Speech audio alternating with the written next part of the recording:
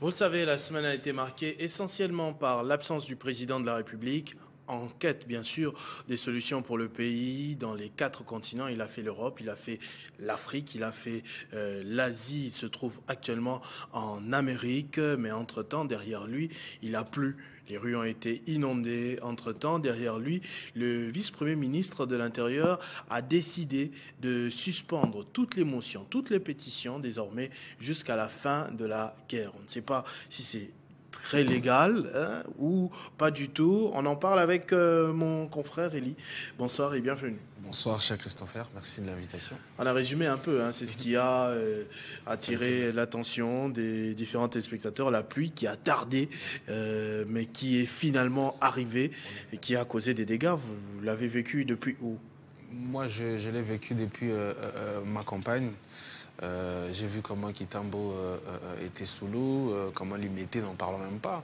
Et il y a une coupure d'électricité. Ça fait 3 jours maintenant que la moitié de Kinshasa est dans le noir, du fait surtout du côté de Limité, parce qu'il y a un central de sous-tension, je crois, qui a été complètement inondé, de transformateurs sous l'eau.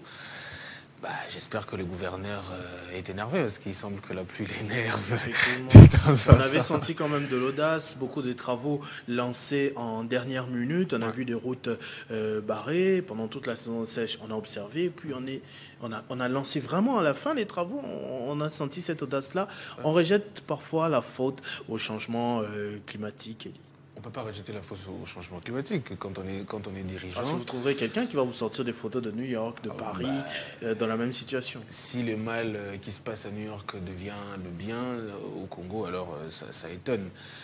La gouvernance suppose en effet qu'on soit préparé, qu'on relève des défis. Les changements climatiques est un défi, c'est un fait physico-naturel. Donc je ne vois pas comment est-ce qu'on peut le responsabiliser pour justifier notre incapacité à être juste de très bons gouvernants.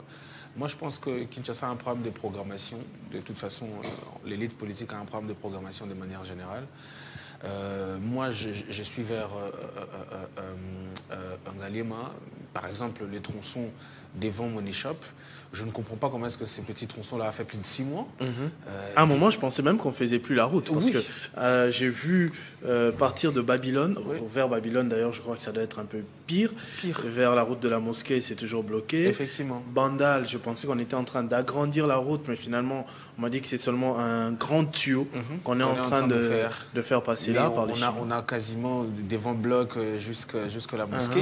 Il n'y a plus de route. Donc les gens sont obligés de prendre l'essence unique. Donc, à Niangou, il y a les gens qui boivent dans les caniveaux. Effectivement. Pour le moment. Donc voilà, c'était pas étonnant qu'une fois que la pluie arrive, Dieu merci d'ailleurs que cette pluie-là est arrivée en retard.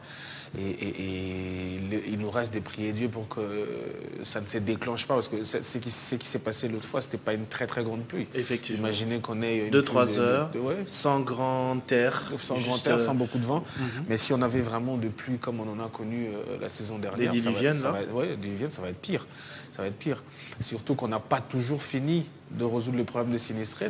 Je voulais parler de ça parce qu'ils étaient là avant la pluie. Ils en ont profité pour faire une certaine mobilisation, manifestation. Ils sont là depuis mars, avril. Ils ont passé la nuit au Palais du Peuple parce que finalement c'est la maison du peuple. Ça n'a jamais aussi bien porté son nom. Ça fait un moment. Et ils ont été chassés mano militari. Oui, ça fait un moment qu'ils sont devant le Palais du Peuple. J'ai appris aussi qu'ils étaient chassés. Et moi, ce qui est écœurant, c'est que même dans des dossiers aussi sociaux, il y a toujours de la récupération politique. Vous avez appris les dossiers autour de l'ancienne ministre des Affaires sociales. D'autres disaient 300 millions, d'autres disaient 300 000, d'autres disaient 3 millions. On a récupéré un peu politiquement. J'ai vu des confrères qui sont passés les uns pour défendre les autres, pour attaquer. Donc on est quand même dans une société très bizarre. Tout ça montre notre incapacité à être coordonnés, comme on le disait la dernière fois. Ça veut dire qu'on ne sait pas s'approprier ce pays, donc on ne sait pas le gérer. Chacun voit à quelle mesure il peut en profiter, mais personne ne voit réellement comment administrer pour que on soit dans la prévention. Tout ce qui arrive, c'est juste une absence de prévention. Depuis que M. Daniel Bumba est là, on ne sait pas dire exactement est-ce que c'est un problème de mobilisation de fonds. Quand lui-même passe dans le média, il dit qu'il n'y a pas vraiment un problème de mobilisation de fonds. Mais quel est le problème précisément? On vient de passer quoi? La saison sèche, c'est combien? 3 mois. On a passé 3 mois. Les changements climatiques, ça nous a pris un peu plus. Je crois 5 mois. On a un gap de quelques semaines. Ouais, on est allé jusqu'à presque 5 mois. Mais pourquoi est-ce que les travaux n'étaient pas faits en ce moment-là, où on a la certitude qu'il ne pleut pas? Pourquoi est-ce qu'on a entendu la fin de la saison sèche pour commencer les travaux? Maintenant, là, qu'il commence à pleuvoir, c'est comme si tout était à refaire. Et on ne peut pas parler de manque de moyens, alors qu'en même temps, on parle de dépassement budgétaire dans les institutions. On parle de mobilisation des recettes parfaites du côté des régies financières. Donc, c'est un peu... Vous comprenez que c'est un problème. Moi, je le dis, parce que là, on est en train de décrire le fait, mais il faut poser un diagnostic pour comprendre comment est-ce qu'on en arrive là. Et moi, je pense qu'on a chaque génération, on a une élite politique qui n'est pas attachée à ce pays, qui n'est pas... J'irai même très loin pour ne pas que parler de l'élite politique. On n'est pas un peuple qui est attaché à ce pays. Ça veut dire qu'on ne considère pas que le Congo, c'est chez nous. Une nation, une maison. Ouais, c'est juste un endroit. Effectivement, c'est juste un endroit où on se avec rencontre. Enfin, cette anecdote qu'on raconte parfois sur la place publique, mais ça en dit long sur la mentalité. Ça en dit long sur notre mentalité, ça en dit long sur ce que nous pensons au fond de notre pays. C'est comme ça qu'à chaque fois qu'il y a une opportunité de diriger, c'est vraiment une opportunité. C'est pas une responsabilité. Voilà, c'est une opportunité pour se servir parce que de toute façon, le Congo, c'est pas notre nation, c'est pas nos terres. On est un peu comme des pèlerins sur ces terres-là, alors qu'on devrait s'y approprier. Partout au monde où les bonnes choses sont faites, c'est parce que les gens considèrent qu'ils n'ont nulle part où aller que cette terre-là. Et la gestion, c'est aussi permettre à ceux qui vont arriver de trouver des meilleures conditions que nous autres. Et ça, on ne sait pas le faire. Ça fait des années que Kinshasa... C'est extraordinaire. À chaque fois, on sait que Kinshasa, quand il va pleuvoir, sera inondé. Mais à chaque fois, on ne fait rien. Et j'espère que cette fois-ci, on ne verra pas le gouverneur dans son petit bateau en train d'être poussé. Aucune chance. Je pense qu'il a déjà appris de cette leçon-là. On parlait tout à l'heure aussi du vice-premier ministre de l'Intérieur. Il a été très occupé cette semaine. Vous savez que depuis quelques mois, il y a un nouveau vent de déstabilisation qui souffle dans différentes provinces. Presque dans 10 provinces, il y a des assemblées provinciales et les gouverneurs qui sont à couteau tiré, où c'est soit en interne en assemblée provinciale, où c'est l'assemblée provinciale et l'exécutif qui s'affrontent. Ils ont tous été convoqués à Kinshasa. Surprise hier, on pensait que c'était juste pour essayer de remettre à l'ordre. Ça a été formel. Désormais, il est interdit de soulever une pétition ou une motion contre un président d'assemblée provinciale ou d'un gouverneur, quoi qu'il arrive. Et ce, jusqu'à la fin de la guerre. Il semblerait que c'est une instruction du président de la République. Mais est-ce que c'est légal? Moi, je ne pense pas que ce soit légal parce que les assemblées provinciales sont quand même les émanations d'une élection directe. C'est-à-dire que c'est des députés qui sont votés de manière directe. Et quand vous lisez les règlements d'ordre intérieur, c'est des prérogatives tout à fait normales et légales pour le fonctionnement d'une assemblée provinciale. Le problème, ce n'est pas à ce niveau-là. Parce que devant un problème de fond, on veut apporter une solution cosmétique. C'est ça notre plus grand défaut dans ce pays. Le problème, le premier, c'est d'abord la question de gestion et de ressources. Tous les gouverneurs, ça commence pas aujourd'hui, tous les gouverneurs sont accusés depuis, en fait, je crois, le découpage en 26 provinces. Oui, depuis les découpages, c'est là que c'est parti en cacahuète. Mais ils sont accusés généralement et régulièrement de quoi? De la mégestion et de gestion opaque de fonds. Mais quels fonds? Aujourd'hui, quand vous allez vous intéresser un peu aux provinces, il y a encore un problème de péréquation, il y a encore un problème de rétrocession. Tout revient à Kinshasa. Tout revient à Kinshasa. Ces deux ordres qu'on est en train de vivre dans les provinces, c'est en grande partie la faute à Kinshasa. Parce qu'en fait, les élus provinciaux sont en inadéquation avec le gouvernement provincial, du fait qu'ils n'ont pas des très bons rapports. Donc si ils veulent faire le contrôle, comme Kinshasa a une gestion opaque d'abord au niveau de la caisse de péréquation et de rétrocession, ça pose un problème dans le fonctionnement de l'Assemblée provinciale. C'est comme ça qu'il y a des motions de gauche à droite. Alors là, on parle de fonctionnement, c'est-à-dire fonctionnement interne, oui, de quoi organiser des plénières, de quoi acheter des papiers, ou bien aussi pour le développement de la province. Est-ce qu'il y a des provinces qui peuvent s'autosuffire, engager des grands travaux, comme on le voit au Lualaba, par exemple, qui est cité élève? Est-ce que c'est le cas pour tout le monde? Non, c'est pas le cas pour tout le monde. On le voit au Lualaba parce qu'au Lualaba, aujourd'hui, on sait que voilà, il y a beaucoup de richesses en termes de sous-sol et que c'est la seule denrée que la République démocratique du Congo sait vendre. Donc je crois que la province vit des contrats de sous-traitance et compagnie, parce qu'il y a énormément d'investissements qui arrivent à ce niveau-là. Mais vous prenez une province comme la mienne, la Mongala, il n'y a aucune ressource. Vous avez la forêt là-bas. Oui, il n'y a que la forêt, qui d'ailleurs est exploitée par une seule entreprise, je crois, et une entreprise à problème encore. Donc il n'y a même pas de rétrocession au niveau de peuple qui occupe cette forêt-là. Tout est fait de manière opaque. Il y avait même eu un très grand dossier là-dessus récemment. Mais on n'a rien à vendre en réalité, parce que les bois qui sont exploités, c'est pas très valorisé non plus, c'est pas beaucoup d'argent non plus. Et les peu qu'on peut mobiliser, ça arrive à Kinshasa, c'est pas rétrocédé.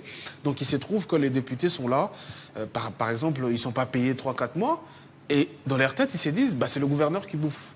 Mais non, c'est Kinshasa qui ne sait pas renvoyer le peu que les provinces produisent. Et la caisse de péréquation, c'était justement pour résoudre ces problèmes d'inégalité en termes de production et de richesse.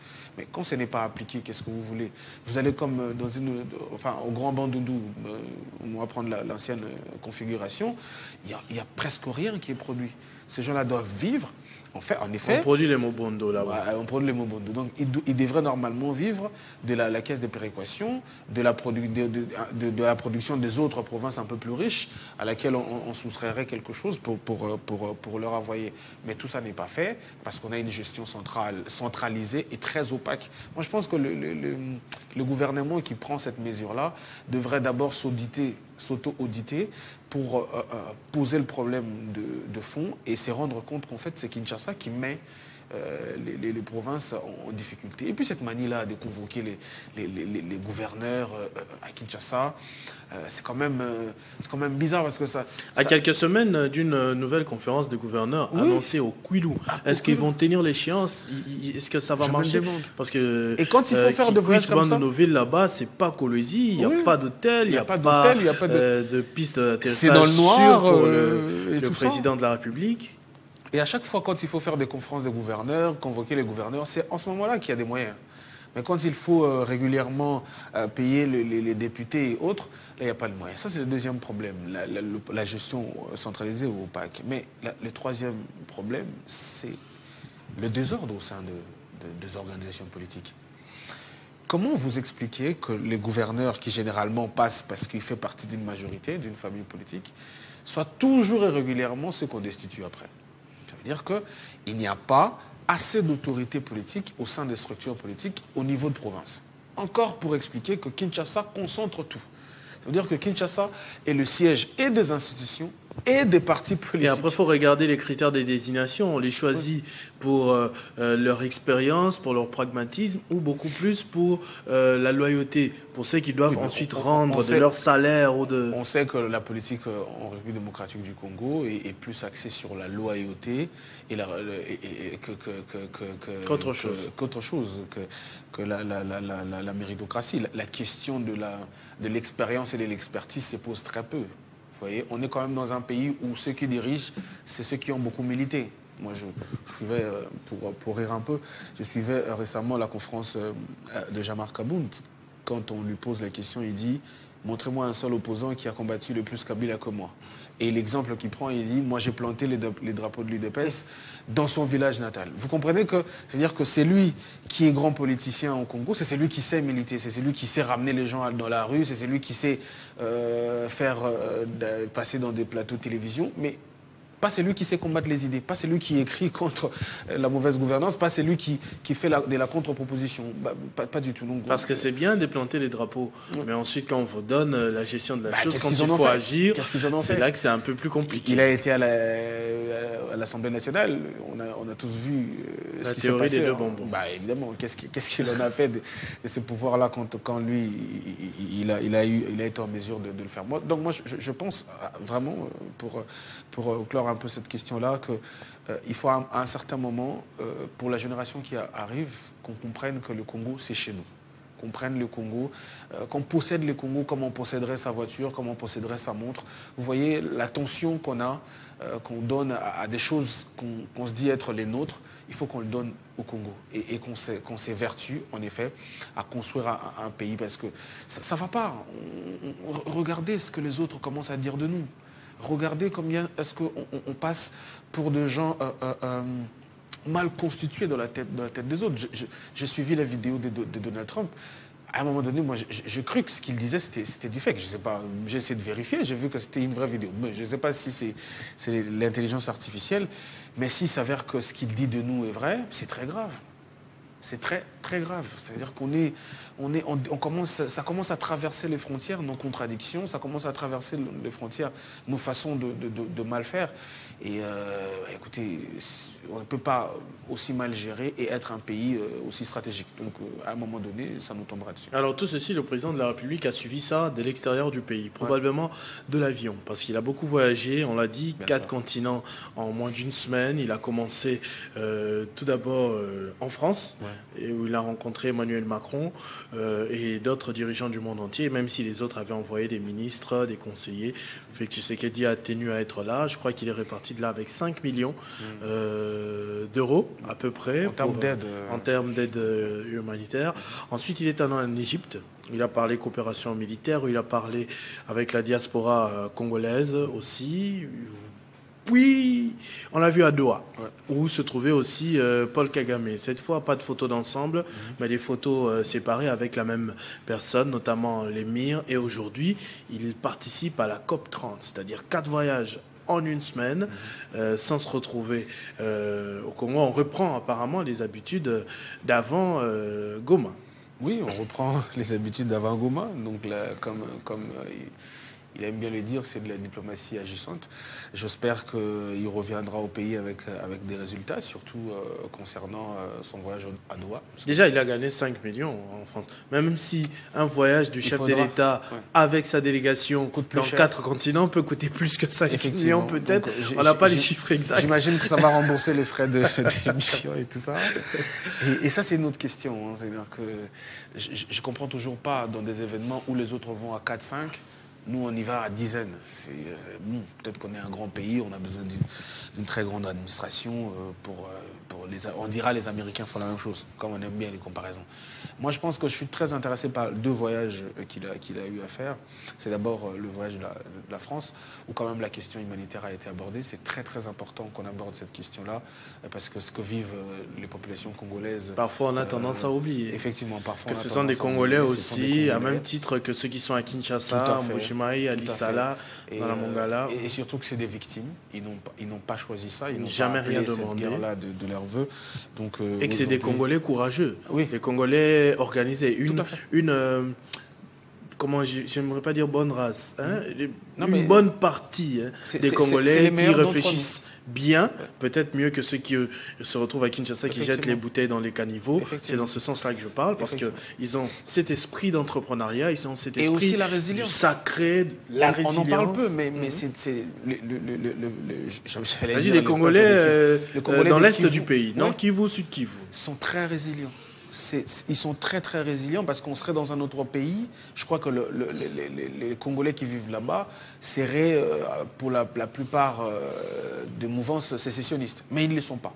Ils restent unis à la République malgré l'indifférence des autres coins. On ne va pas se cacher, on va pas se cacher que c'est l'indifférence parce que pendant ce temps, il y a des concerts qui continuent de tourner, on boit, des spectacles, on danse, le foot. On vit comme si de rien n'était. Pendant ce temps-là, on coupe les vivres à ceux qui subissent la guerre. Moi, j'aimerais vraiment que le gouvernement table sur cette question-là. C'est vrai, on est en période de guerre. C'est vrai qu'il faut retrouver l'intégrité territoriale. Mais est-ce que faut-il parallèlement sanctionner des pauvres Congolais qui n'ont rien demandé, qui vont se réveiller un matin? C'est en train de prendre un retard d'une année. Quasiment. C'est bien, ça va bien. Les gens se réveillent un matin, le compte bloqué, il sait tout plus est au ralenti là-bas. C'est compliqué. Nous qui avons de la famille là-bas, je vous dis que c'est extrêmement compliqué. Il faut envoyer de l'argent. Compris ceux qui sont allés se faire soigner, qui se sont retrouvés coincés là-bas. Malgré ça, ce n'est pas des gens qui deviennent... qui soutiennent la rébellion. Qui vont encourager un discours de la haine. Ou de balkanisation. Non. À chaque fois ça, c'est ce qu'on entend au contraire à Kinshasa. Oui. Jamais là-bas. Jamais là-bas. On l'attend ici. C'est ici où on en parle beaucoup. Là-bas, les gens sont restés attachés à l'État. Même quand vous les appelez, ils se plaignent qu'ils sont en train de souffrir.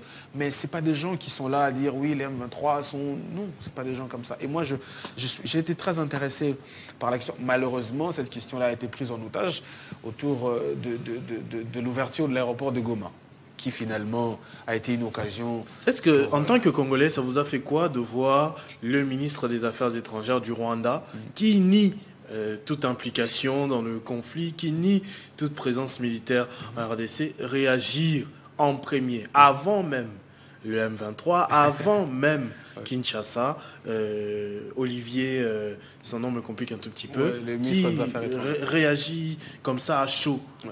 Mais moi, ça me dit des choses. Ça veut dire que on doit comprendre l'intérêt que porte le Rwanda sur les questions sécuritaires et humanitaires au Kivu. Comme je vous l'avais dit la dernière fois que je t'ai passé ici, l'argument rwandais est resté le même. Ça veut dire on est un pays post-génocidaire, on a le devoir de protéger les frontières pour que un tel risque sécuritaire ne revienne plus. Et tout ce qui est susceptible de ramener de l'insécurité, surtout dans la zone du nord et du sud Kivu, intéresse au plus haut point le Rwandais. Ça intéresse au plus haut point le Rwandais. Et moi, désolé de le dire, mais en fait, c'est une réaction tout petit peu légitime d'un État conscient. Vous comprenez? Après, ça démontre aussi leur contradiction, parce que tous les rapports des Nations Unies confirment en effet, même Paul Kagame lui-même n'a pas su répondre à un certain moment à cette question. Donc on sait aujourd'hui que les troupes rwandaises se trouvent en République démocratique du Congo. Simplement, ils ont un argument qui s'attend au niveau de l'international pour ça. Et si les autres, au nom de leur stabilité, au nom de leur sécurité, sont capables, aptes et rapides à s'intéresser à ce qui se passe chez nous, la question que moi ça me fait poser, c'est comment est-ce que nous-mêmes, on est aussi dans une très grande nécessité pour ne pas s'occuper réellement et profondément de ce qui se passe chez nous.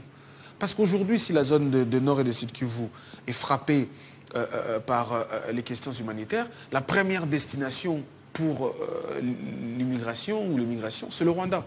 Donc un État qui n'a pas assez d'espace, qui n'a pas assez de ressources, qui vit essentiellement des aides, ne doit que s'intéresser à ces questions-là. Et c'est ce qu'ils font. Donc moi, à un moment donné, j'ai l'impression que ces gens-là ont développé une conscience d'État un peu plus que nous. Mais nous, on va s'arrêter à quoi? On va s'arrêter mais vraiment à un esprit ouégué autour de la question de l'ouverture ou pas de l'aéroport de Goma. Les uns et les autres vont s'attaquer sur les réseaux sociaux. Tel s'il peut qu'il arrive, on va le faire. Nanana, vous comprenez, et c'est dommage. Alors que la question humanitaire est très prioritaire. On a vu que malgré les bombardements de l'Israël à Gaza, on a quand même su ouvrir un couloir humanitaire pour pouvoir aider les gens. Et il faut que ça se fasse chez nous parce que les gens vivent de manière très pénible là-bas et c'est très très difficile dans les conditions dans lesquelles les gens vivent. Et vous avez vu que récemment, on a détruit des camps de réfugiés. Donc les gens sont un peu partout. On ne sait même plus compter le nombre de déplacés parce qu'on ne sait même plus les regrouper. C'est une question très pertinente. L'autre question très pertinente, c'est la question... Pour terminer rapidement, oui. Rapidement, c'est notamment la question des discussions pour recouvrer la paix finalement. Entre les questions de l'accord qui doit être signé entre le gouvernement congolais et les M23. On sait que les États-Unis poussent énormément pour que cela arrive, parce que c'est notamment l'une des conditions préalables pour qu'on arrive à la signature de l'accord économique pour permettre l'exploitation minière en République démocratique du Congo. Mais j'ai l'impression, comme je vous le disais, qu'on est en train de passer le temps. Et ça, c'est ça qui est dangereux, parce que plus les temps passent, plus les M23 s'enracinent, plus le gouvernement n'a plus... Consacre la balkanisation, effectivement, avec des magistrats, avec une police, avec tout ce qui... Surtout avec l'attitude qu'on a de se dire, une localité qui est prise, c'est pris, on oublie, il n'y a pas de tentative de récupération, rien du tout. Mais repli stratégique, repli stratégique. Ça fait très longtemps quand même, ces replis stratégiques. Moi j'ai envie de voir ne serait-ce que des opérations, même si ça échoue, mais qu'on sente qu'on est en train de tenter de récupérer... Il y a une volonté. De récupérer l'intégrité territoriale. Et moi, je crois que plus on passe du temps, plus la situation s'empire. Et aujourd'hui, quand on fait... C'est vrai qu'on n'a pas pu faire une analyse politique là-dessus, mais quand vous avez un regard politique là-dessus, vous allez vous rendre compte que ni l'un ni l'autre n'a l'intérêt à la discussion. Peut-être que c'est les États-Unis qui forcent parce qu'ils ont des intérêts miniers, mais encore qu'on peut toujours se Chacun passer... se contente de sa position actuelle. Effectivement. On peut toujours se passer des mines du Congo pour faire les affaires internationales. Hein. Il ne faut pas non plus qu'on rentre dans cette surcotation comme quoi, sans les mines du Congo, le monde n'existe pas. Et les dangers, c'est que si on commence à s'approcher de l'horizon 2028, qui est quand même la ligne constitutionnelle, c'est là que moi je peur parce qu'on risque de rentrer dans une crise sécuritaire et politique finalement prononcée. Et comme je vous fais toujours ces rappels historiques, à chaque fois qu'on a ces couples-là de la crise sécuritaire et politique, ça se passe mal. Merci beaucoup, Elie, en tout cas pour ton intervention, ta disponibilité. Merci à toute l'équipe technique de nous avoir accompagnés. Je vais céder le plateau à Arlette Boutella pour la grande édition du journal de 19h. On se retrouve demain à 7h30 déjà pour la matinale 50 bonjours. Vivez heureux, vivez 100 ans, mesdames et messieurs.